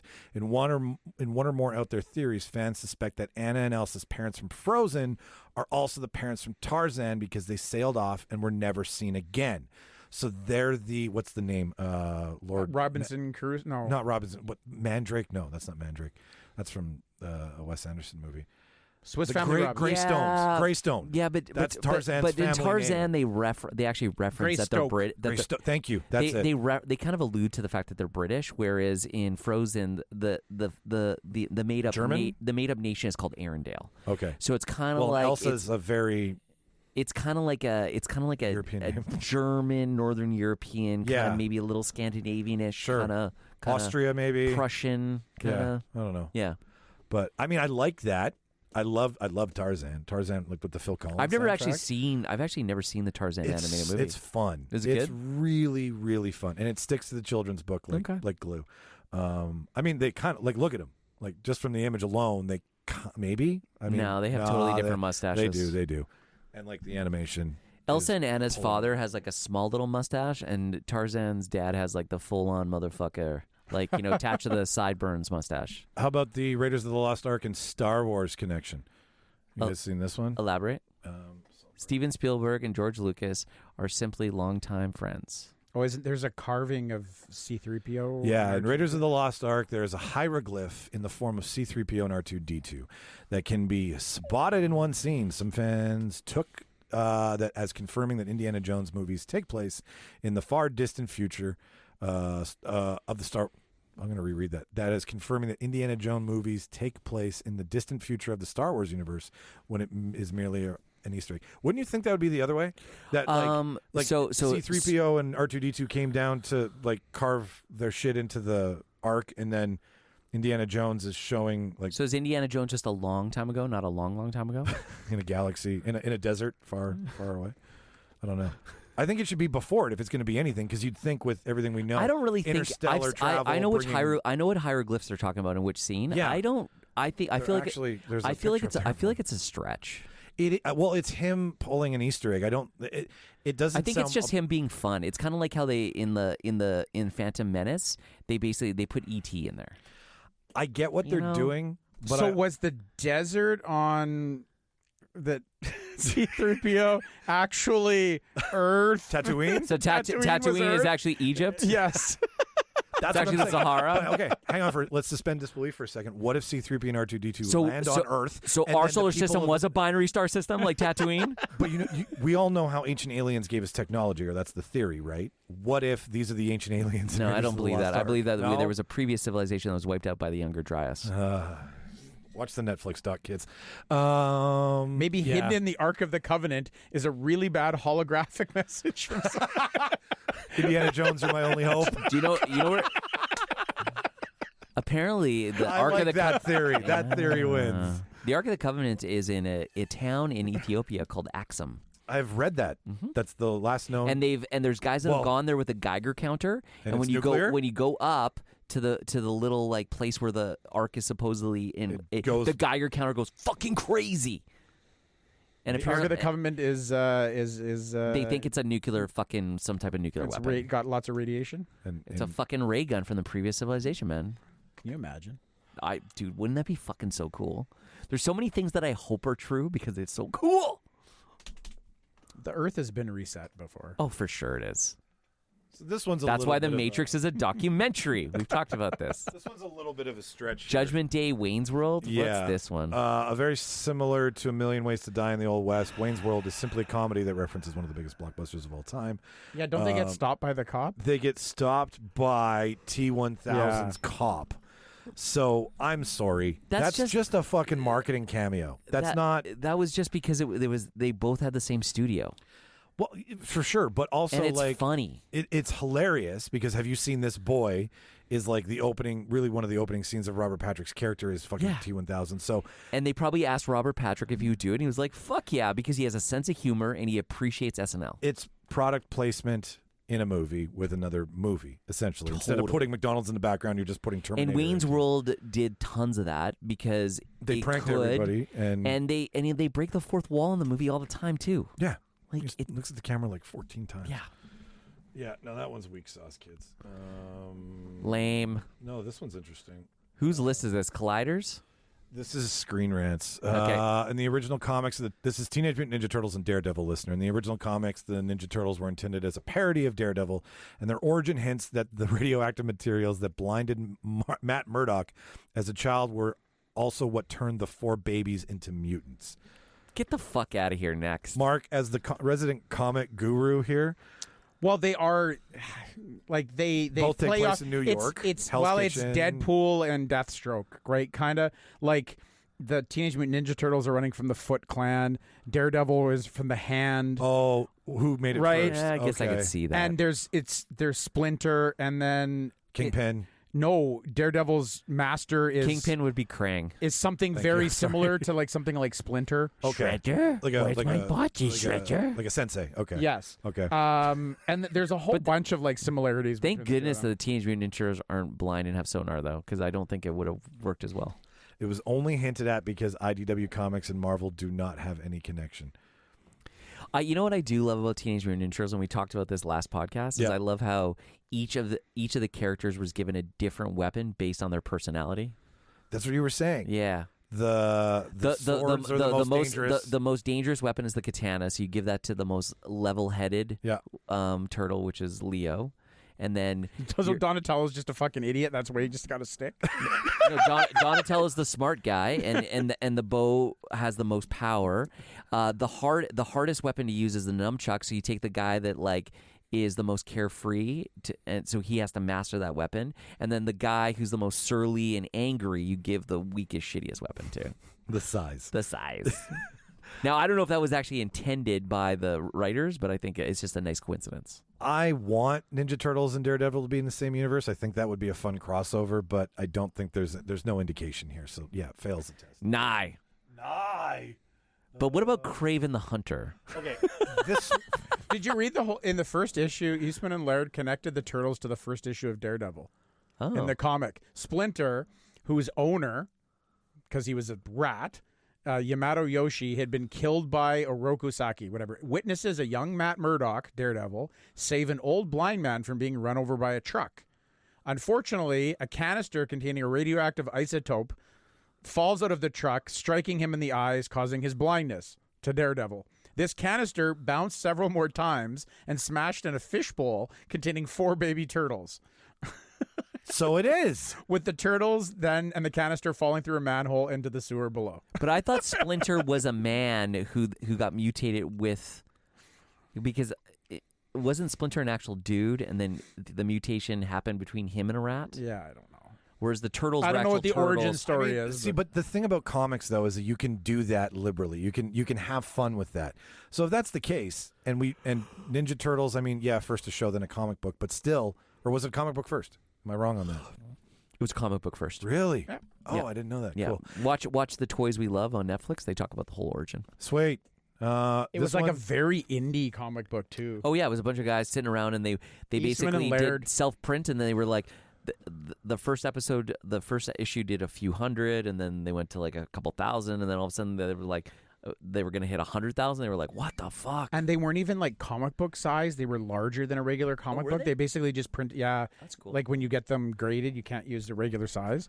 So they're like this weird, bizarre size, and they look like they were printed on somebody's like home fucking printer. They're only 2 Like color an IBM printer from Yeah, back in like the it's day. really bizarre. Yeah, they're basically black and white That's and red, cool. right? Yeah. Yeah. That's so cool. This next one's one of my favorites. Has anybody else seen Piranha 3D? No, I'm not. But Okay, I'm seeing the similarity already. So you see it already. So in the opening scene of Piranha 3D, Richard Dreyfuss's character is a fisherman with a toucan and a jean shirt. And he's fishing, and he accidentally catches a piranha, which then follows a bunch of other piranhas and kill him. And the idea is he is the exact same character that he played in Jaws 10, 15 years later. I think that this is just a fun play on this, and I think they asked Richard Dreyfuss if he would do this, kind of resurrect the role without officially doing Give it. me Hoopa! And Richard Dreyfuss is awesome for doing this. Right, like he doesn't take himself too seriously. No, he's fucking awesome. It's one of his most notable fucking characters.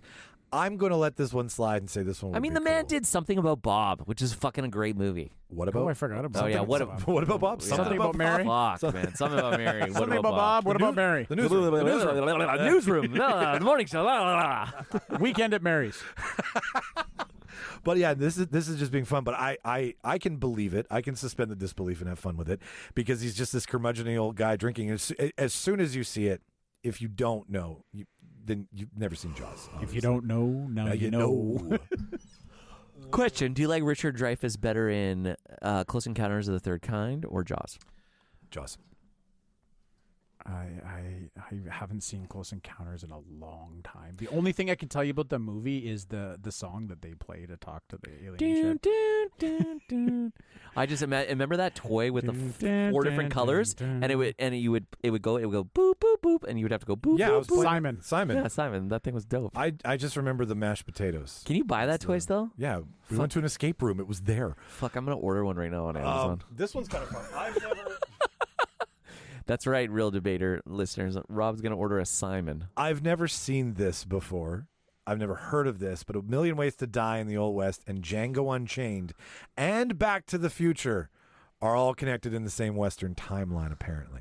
That's the theory. Seth MacFarlane made an entire career to references, blah, blah, blah, blah, blah. So it's funny to think that because Christopher Lloyd's character Doc Brown and Jamie Foxx's Django Freeman appeared in A Million Ways to Die in the West, somehow it confirmed a shared universe.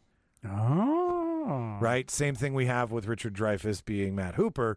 We have here where these two guys show up looking exactly like they look from their respective universes. So is Django happening when Doc goes back in time? Like, is that, like, just think about that. He goes back in time to the time of Django. So, Exactly. So first off, Django takes place pre-Civil War. Okay. But And we have they- time travel. And they go back to 1885. Okay. So go fuck yourself. But time travel. Yeah, but he was stuck. He couldn't get the train to work. He couldn't get the... But time travel. But it's not until later. But, so the multiverse. So 1885, he's doing what able Disney's he's doing. able to do the train that goes into the future, right? You're right. It doesn't work. What else do they have? Because the timeline of him, who knows? Maybe he went back, but he's not going fucking back to the Civil War with his cool flying fucking train. This is no different. And from Jules then. and Vern, his kids. This is no different from when Spider-Man appears to mock Peter Griffin or Super Mario saving Stewie from a turtle and Family Guy. It's just a simple random reference, apparently. But man, I mean, that'd be kind of fun if the timeline worked out. Well, Seth MacFarlane's just doing it for a laugh. Yeah, it's a red herring for us. I love this one. Oh, with the Smilex? Yeah. Which one's this? Smilex story from Batman and Charlie and the Chocolate Factory. Oh. So because in Charlie and the Chocolate Factory, the Tim Burton remake, Charlie's father works in the Smilex toothpaste factory. Uh-huh. And Smilex is the company in Batman that makes Joker's chemicals. Was it? Yeah. Oh. That's the vat he falls into at the Well, they're is both like Burton. They're both Burton. They're both. Well, and that's what this whole thing is about. Is it's both Burton, and everyone thinks that Burton's just being like, yeah, it could happen. Why not? And I mean, I like him. when you put this much work into, okay, it says Smilex in this one shot, and it definitely says Smilex in the, like, you're putting it in the frame, Yeah. right? You're seeing it dead center in the frame. There's obviously a reason for that. I think this could work. Yeah. I think this could play. Or Smilex is the company that's Or he's been just really lazy and dips back into the same name bag. And Why do you got to burst my fucking toothpaste cap, man? Seriously. It can work. Rob, defend me. Is Smilex in Edward Scissorhand anywhere? No, but neither was Tom Cruise, and he was almost supposed to be. But you know why he wasn't? Because he couldn't. Too short. No, he couldn't give up on how Edward Scissorhands went to the bathroom. True story. Was he supposed to be Edward Scissorhands? Him and Tim had a meeting. That's a true story. Okay, I got a question for you guys. Put the phone down for a second. My question is that we're talking about universes and shared universes and stuff like that. Are we fed up with universe building? Is it getting tired? No, I love it. Love it. And I love revisiting it. And I love it. when it's compelling, yes, I like it. I don't like. Avatar. And I'm going to go back to it. I don't like being forced, having it being forced upon us. I get it. Like in a world where I want George R.R. Martin to write like 10 more seasons of good Game of Thrones and tell us about the entire fucking universe. Well, okay. Yeah. James Cameron can go fuck himself with his blue people. He totally can. And I care more about the Smurfverse of blue people than I do Avatar. Wow. I care more about the Blue Man So you Group care than more. the Na'vi. You care more about an anti-Semitic German cartoon than Avatar. That shows you how bad Avatar really is. It, I mean, obviously the superhero universe. And I don't gets actually hit mean that it's anti-Semitic, first, but it does have some allusions. like to we're it. getting a prequel for oh shit, what's the Jennifer Lawrence series? Tribute. What the fuck? God.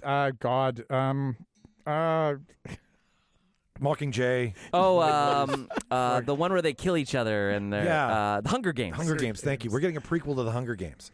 Right, That's kinda cool. We're getting a series of Harry Potter on HBO that's going to be about other characters unrelated to Harry Potter. No. They're redoing the whole series. No, they're not. These are new characters. It is. Harry Potter's not in the fucking show. Oh, he's not. It's other kids going to Hogwarts.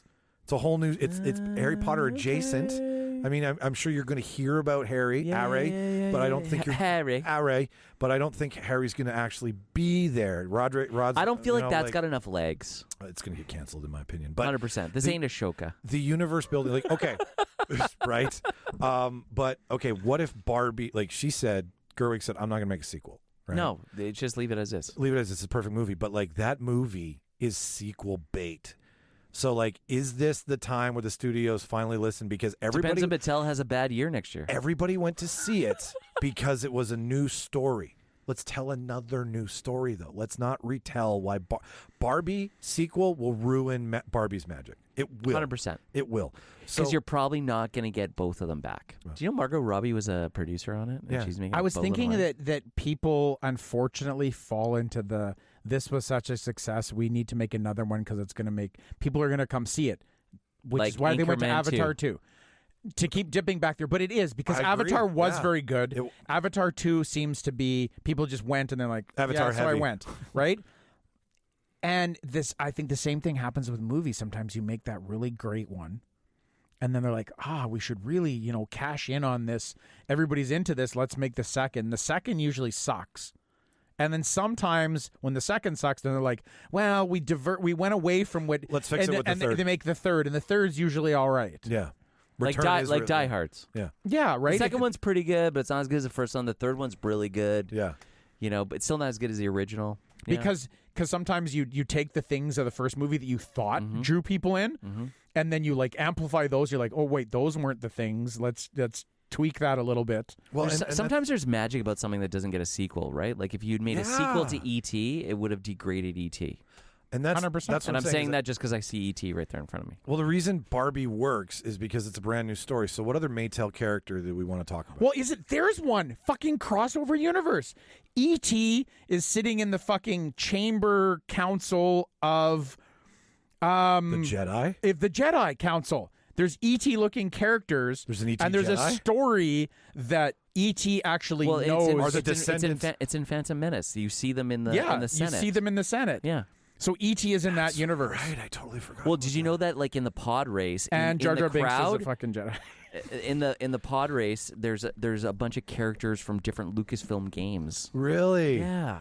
That's fun. Darth Jar Jar. Jar Jar, for sure, man. Jar Jar Sith. I don't like. I mean, I want to see another Maytel product have a really great story. I don't want to see another Barbie product from Maytel cashing in because Maytel made fun of themselves in this to the point where if they do make a sequel, they're just low hanging fruit. They're just getting greedy.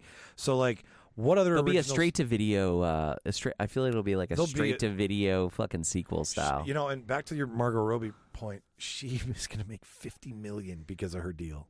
Yeah, because she made a 'Cause it back did end so deal. well. She made a back end deal, and she's making. That's 50 Keanu Reeves fucking smart. Yeah, it is. It's and being in control of what you can get a back end he made deal on. $300 million. But Suicide Squad 2. Margot Robbie as Harley Quinn wakes up holding a Barbie doll, and Barbie was her fucking dream. Done. Write that shit. Print that shit.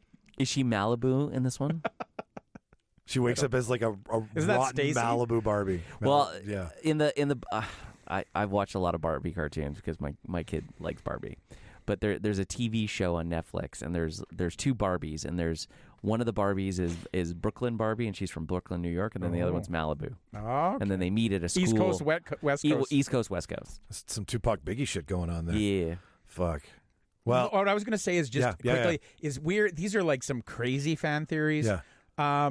I like the ones that are like the things happen in the back and then you like they really are there, like they're put in as an Easter egg, but you have to catch the reference, right? Like in Thor: Love and Thunder, Okay. when they go to the Council of the Gods, Yeah, where everybody's when they there, visit right? Zeus, yeah. Right, and they're walking by with Korg and them. They walk by Kul Khan, who's the feathered serpent god In black from Wakanda, and he's like sitting there on a throne with the whole fucking headdress and something, and you don't really like pay any attention to it, but they put him in the movie because he's the god. So what you like is you like the world building within those connections. Yes, but then I like when they don't actually make that connection and they just let it live as lore. Yeah. That's what I enjoy. They don't hype it up. They Yeah, don't turn it up. yeah. It's just like, this could happen. This exists. Yeah. We're playing in this world. Like throwing E.T. in the background. It's like, yeah, we're not going to ever confirm or deny it, but we're just going to let your imaginations go. And it also kind of makes sense. Intergalactic being, part of the Jedi Council. He was very gentle. He was very patient with Elliot. I mean, he's prime Jedi. No, you're right. I like... He was a fucking Jedi. He made shit levitate. That's true. Fucking E.T. was a Jedi. Elliot. Elliot. Use the Force, Elliot. But I've never seen a Jedi's finger glow. Hey, man. It's the first time for everything. The outer rim of the galaxy, right? Who knows what's out there? Well, Tatooine's on the outer rim. There you go, right? Maybe he's a fucking product of Tatooine. Looks like a desert monger. There's some really weird creatures in Star Wars. Let's just be fair. Yeah, but I think like there 6 of them play in the fucking cantina. Well, Never mind. do you think all the aliens we're eventually going to meet are all going to be humanoid like in Star Trek? No. They explained that in TNG though. There was one episode where they talk about that. They're going to look exactly like us except be green. Yeah. We will all look like you. I think we've kept listener long enough, and peace out. Yeah, it's that peace out time. So thanks for listening, guys, to Shared Universes and our love of. I love that the fan shared universe thing. That was just like this rambling for like 40 minutes of just awesomeness of us just like jumping from thing to thing to thing excitingly. That's what we do well. I know, it was good. And if you're actually a listener of the show, what universe do we share with who? Yeah, let us know. How many degrees away are we away from you? How many degrees of Kevin Bacon are we from Trevor's? Yeah. Only one. So yeah, thanks for listening. This is the part where we say subscribe and review the podcast on Apple and Spotify. Those are the best ways to churn us up. So if you like us and you don't want to spend any money on our shit, that's totally fine. That's up to you. We don't expect you to. But it'd be great if you did. So you can go to the link in our bio, buy our merch. We got a lovely merch stand, ships all over North America, cheap shipping. Hats are like $12, right? T-shirts are like $19. Do we ship to Trinidad Tobago? I don't know. I know we ship to Turks and Caicos. Fiji. I'm pretty sure we ship to Fiji. Well, that is definitely not North America. It's good that you know your geography. Goes by dolphin from Turks and Caicos to Trinidad. Yeah, swims right up to you, beaches itself, drops it off. At Curacao. Yeah, that's a little. that shipping package is a little the bit Dutch more. side. Find us on Instagram, Twitter, Facebook, and YouTube. All in the show notes. Just click on it, subscribe. We like to show you who we are and talk about our shit. So, that being said, I've been Remember the Titans. I'm Rob Strachan. King Kong ain't got nothing on me. See, that's how you do it. Monica. Thanks. Watch all the movies, kids. Goodbye, everybody.